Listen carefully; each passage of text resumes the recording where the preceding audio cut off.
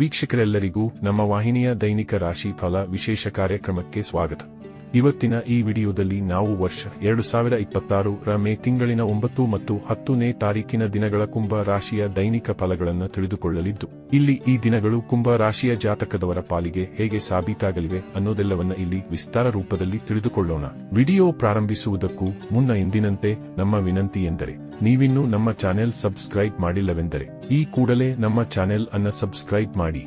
ಜೊತೆಗೆ ನಮ್ಮೆಲ್ಲ ವಿಡಿಯೋಗಳ ನಿರಂತರ ಅಪ್ಡೇಟ್ಸ್ಗಳಿಗಾಗಿ ತಪ್ಪದೇ ಪಕ್ಕದ ಬೆಲ್ ಐಕಾನ್ ಬಟನ್ ಕೂಡ ಕ್ಲಿಕ್ ಮಾಡಿ. ವೀಕ್ಷಕರೇ, ಮೇ ತಿಂಗಳಿನ 9ನೇ ತಾರೀಕಿನ ದಿನವು ಶನಿವಾರದ ದಿನವಾಗಿರಲಿದ್ದು, ಇಲ್ಲಿ ವೈಶಾಖ ಮಾಸದ ಕೃಷ್ಣ ಪಕ್ಷದ ಸಪ್ತಮಿಯ ತಿಥಿ ಇರಲಿದೆ. ಹಾಗೆ ಈ ದಿನದಂದು ಶ್ರವಣ ನಕ್ಷತ್ರದ ಗೋಚರದ ಜೊತೆಗೆ ಶುಕ್ಲ ಹೆಸರಿನ ಯೋಗವಿರಲಿದೆ. ಚಂದ್ರದೇವನು ಈ ದಿನದಂದು ಮಕರ ರಾಶಿಯಲ್ಲಿ ಗೋಚರಿಸಲಿದ್ದು, ಇಲ್ಲಿ ಸೂರ್ಯದೇವನು ಮೇಷ ರಾಶಿಯಲ್ಲಿ ವಿರಾಜಮಾನನಾಗಿರಲಿದ್ದಾನೆ. ಇನ್ನು ಈ ದಿನದಂದು ಅಭಿಜಿತ ಮುಹೂರ್ತವು ಬೆಳಗಿನ 11:51 ಹಿಡಿದು ಮಧ್ಯಾಹ್ನದ 12:45 ಇರಲಿದೆ. ಇನ್ನು ಮೇ ತಿಂಗಳಿನ 10ನೇ ತಾರೀಕಿನ ದಿನವು ಭಾನುವಾರದ ದಿನವಾಗಿರಲಿದ್ದು, ಇಲ್ಲಿಯೂ ಕೂಡ ವೈಶಾಖ ಮಾಸದ ಕೃಷ್ಣ ಪಕ್ಷದ ಅಷ್ಟಮಿಯ ತಿಥಿ ಇರಲಿದೆ. ಹಾಗೆ ಈ ದಿನದಂದು ಧನಿಷ್ಠ ನಕ್ಷತ್ರದ ಗೋಚರದ ಜೊತೆಗೆ ಬ್ರಹ್ಮ ಹೆಸರಿನ ಯೋಗವಿರಲಿದೆ. ಚಂದ್ರದೇವನು ಈ ದಿನದ ಮಧ್ಯಾಹ್ನದ 12:12 ಮಕರ ರಾಶಿಯಲ್ಲಿಯೇ ಗೋಚರಿಸಲಿದ್ದು, ಆ ನಂತರದಲ್ಲಿ ಕುಂಭ ರಾಶಿಗೆ ಪರಿವರ್ತನೆ ಹೊಂದಲಿದ್ದಾನೆ. ಇನ್ನು ಸೂರ್ಯದೇವನು ಈ ದಿನದಂದು ಮೇಷ ರಾಶಿಯಲ್ಲಿಯೇ ವಿರಾಜಮಾನನಾಗಿರಲಿದ್ದಾನೆ. ಈ ದಿನದಂದು ಅಭಿಜಿತ ಮುಹೂರ್ತವು ಬೆಳಗಿನ 11:51 ಹಿಡಿದು ಮಧ್ಯಾಹ್ನದ 12:45 ಇರಲಿದೆ. ವೀಕ್ಷಕರೇ, ಇದು ಈ 2 ದಿನಗಳ ಗ್ರಹ, ನಕ್ಷತ್ರ ಮತ್ತು ಯೋಗಗಳ ಕುರಿತಾಗಿರುವ ಮಾಹಿತಿಯಾಗಿದ್ದು, ಈ ಮಾಹಿತಿಯನ್ನೇ ಆಧರಿಸಿ ಈಗ ಈ ದಿನಗಳ ಕುಂಭ ರಾಶಿಯ ಫಲಗಳನ್ನು ನೋಡೋಣ. ಮೊದಲಿಗೆ ಇಲ್ಲಿ ಮೇ ತಿಂಗಳಿನ 9ನೇ ತಾರೀಕಿನ ದಿನದ ಕುಂಭ ರಾಶಿಯ ದೈನಿಕ ಫಲಗಳನ್ನು ತಿಳಿದುಕೊಳ್ಳುವುದಾದರೆ, ಈ ದಿನದಂದು ಚಂದ್ರದೇವನು ಮಕರ ರಾಶಿಯ ಮೂಲಕ ನಿಮ್ಮ ದ್ವಾದಶ ಭಾವದಲ್ಲಿ ಗೋಚರಿಸಲಿರುವನು. ಇಲ್ಲಿ ಚಂದ್ರದೇವನು ನಿಮ್ಮ ದ್ವಾದಶ ವಿಪರೀತ ರಾಜಯೋಗದ ನಿರ್ಮಾಣವನ್ನು ಸಹ ಮಾಡಲಿದ್ದು, ಹೀಗಾಗಿ ಇಲ್ಲಿ ನಿಮಗೆ ಅಪ್ರತ್ಯಕ್ಷ ರೂಪದಲ್ಲಿ ಆದಾಯದ ಪ್ರಾಪ್ತಿ ಉಂಟಾಗಲಿದೆ.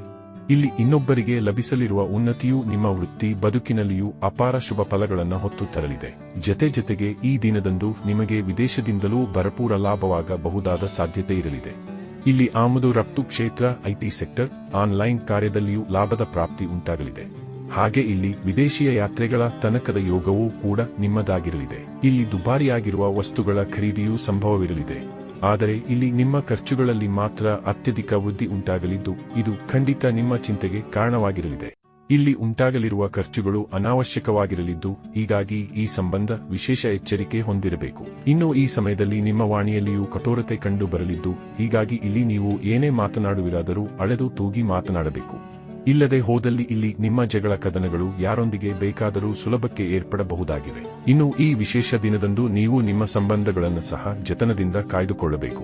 ಇಲ್ಲಿ ನಿಮ್ಮ ಸಂಬಂಧಗಳಲ್ಲಿ ವೈಮಸ್ಸು ಉಂಟಾಗುವುದು ಅಥವಾ ಭಿನ್ನಾಭಿಪ್ರಾಯಗಳು ತಲೆದೋರುವುದು ಆಗಬಹುದಾಗಿದೆ. ಹೀಗಾಗಿ ಇಲ್ಲಿ ಕೊಂಚ ಎಚ್ಚರಿಕೆ ಹೊಂದಿರಬೇಕು.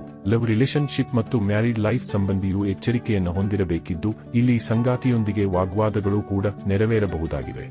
ಇಲ್ಲಿ ನೀವು ವಿಶೇಷ ರೂಪದಲ್ಲಿ ನಿಮ್ಮ ಸಂಗಾತಿಯ ತಪ್ಪುಗಳನ್ನು ನಿರ್ಲಕ್ಷ್ಯ ಮಾಡುವ ಮೂಲಕ ಮುನ್ನಡೆಯುವುದು ಉತ್ತಮವಾಗಿರಲಿದೆ. ಇನ್ನು ಇದರ ನಂತರದಲ್ಲಿ ಮೇ ತಿಂಗಳಿನ 10ನೇ ತಾರೀಕಿನ ದಿನದ ಕುಂಭ ರಾಶಿಯ ದೈನಿಕ ಫಲಗಳ ಕುರಿತಾಗಿ ತಿಳಿದುಕೊಳ್ಳುವುದಾದರೆ, ಈ ದಿನದಂದು ಚಂದ್ರದೇವನು ಮಧ್ಯಾಹ್ನದವರೆಗೂ ನಿಮ್ಮ ದ್ವಾದಶ ಭಾವದಲ್ಲಿ ಗೋಚರಿಸಲಿದ್ದು, ಆ ನಂತರದಲ್ಲಿ ನಿಮ್ಮ ಲಗ್ನ ಭಾವಕ್ಕೆ ಅಂದರೆ ನಿಮ್ಮದೇ ರಾಶಿಗೆ ಪರಿವರ್ತನೆ ಹೊಂದಲಿದ್ದಾನೆ.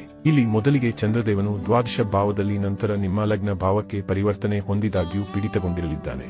ಹೀಗಾಗಿ ಬಹುತೇಕ ಇಲ್ಲಿ ಸಮಯ ಕೊಂಚ ವಿರೋಧಾಭಾಸದಿಂದ ಕೂಡಿರಬಹುದಾಗಿದ್ದು, ಇಲ್ಲಿ ಕೊಂಚ ಜಾಗ್ರತೆಯ ಪೂರ್ವಕ ನೀವು ಮುನ್ನಡೆಯಬೇಕು. ಈ ದಿನದಂದು ನಿಮ್ಮಲ್ಲಿ ಕನ್ಫ್ಯೂಷನ್ನ ಸ್ಥಿತಿ ಕಂಡು ಬರಲಿದೆ.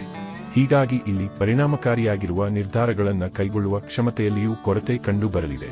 ಈ ದಿನದಂದು ನೀವು ಇನ್ನೊಬ್ಬರ ತಪ್ಪುಗಳನ್ನೇ ಗುರುತಿಸಲಿದ್ದು, ಅವರಲ್ಲಿರುವ ಒಳ್ಳೆಯತನವನ್ನ ಮರೆಯಲಿದ್ದೀರಿ. ಹೀಗಾಗಿ ಇಲ್ಲಿ ನೀವು ಈ ತಪ್ಪುಗಳಿಂದ ಹೊರಬರಬೇಕಿದ್ದು, ಇಲ್ಲದೆ ಹೋದಲ್ಲಿ ನಂತರದಲ್ಲಿ ಪಶ್ಚಾತ್ತಾಪ ಪಡಬೇಕಾಗಿ ಬರಲಿದೆ.